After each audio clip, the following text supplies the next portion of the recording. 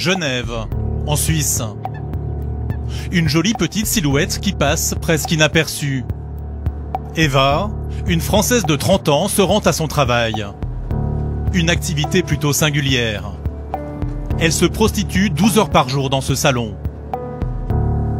Mère de famille récemment divorcée, ancienne restauratrice, elle s'est reconvertie dans le plus vieux métier du monde, parfaitement légal ici.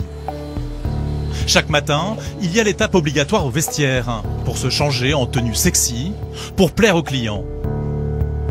Le plus incroyable, il y a moins d'1 an, Eva aurait juré ne jamais vendre ses charmes. Il y a 10 mois de ça, je pensais pas que j'allais faire ça. Pour moi, je n'allais jamais faire ça de ma vie. Il y a d'autres métiers. Mais après, je sais pas, j'ai appelé. C'est vraiment par curiosité, en fait. J'ai appelé, je suis venu, mais pour moi, je n'allais pas faire ça, en fait. Et puis, je l'ai fait. J'ai découvert un milieu que je connaissais pas du tout. Moi, avant de venir ici, j'étais contre la prostitution, je ne comprenais pas, je trouvais que c'était limite sale, comment on pouvait faire ça, c'est de l'argent facile, c'est ci, c'est ça. Et puis finalement, j'ai découvert le milieu, et maintenant je me dis, en fait, et si j'avais su, je l'aurais fait 10 ans avant. J'aurais commencé il y a 10 ans. Pourquoi? Parce que ça me plaît. Qu'est-ce qui vous plaît? Prendre du plaisir, avoir du temps pour moi, et surtout pour mes enfants. Et en plus, être, pas toujours dans le besoin, à la fin du mois, ci, ça, et tout ça en prenant du plaisir. Et en donnant du plaisir aussi. Du sexe, de l'argent. Reste le plus stupéfiant pour cette maman séparée. La prostitution lui permettrait de profiter pleinement de ses 2 enfants en bas âge, qui ignorent tout de son activité. Je travaillais beaucoup parce que mes enfants mangeaient à la cantine, parce que quand je les récupérais à 16h30, je repartais travailler ensuite.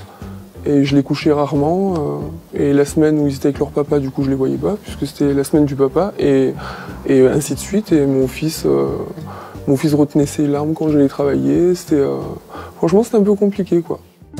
À présent, cette mère de famille qui a choisi comme pseudo Eva est proposée aux clients de cette manière sur le site de la Maison Close. Démarche féline, position acrobatique, fellation, sodomie.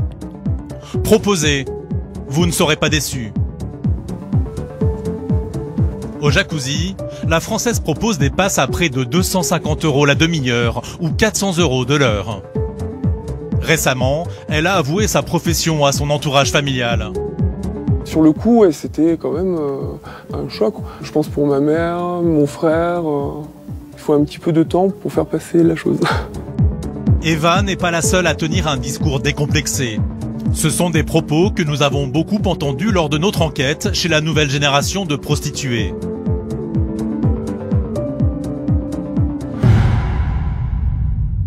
Même les filles sur le sujet sont muettes comme des carpes. Est-ce que vous pouvez nous dire à peu près combien vous gagnez par mois? Non.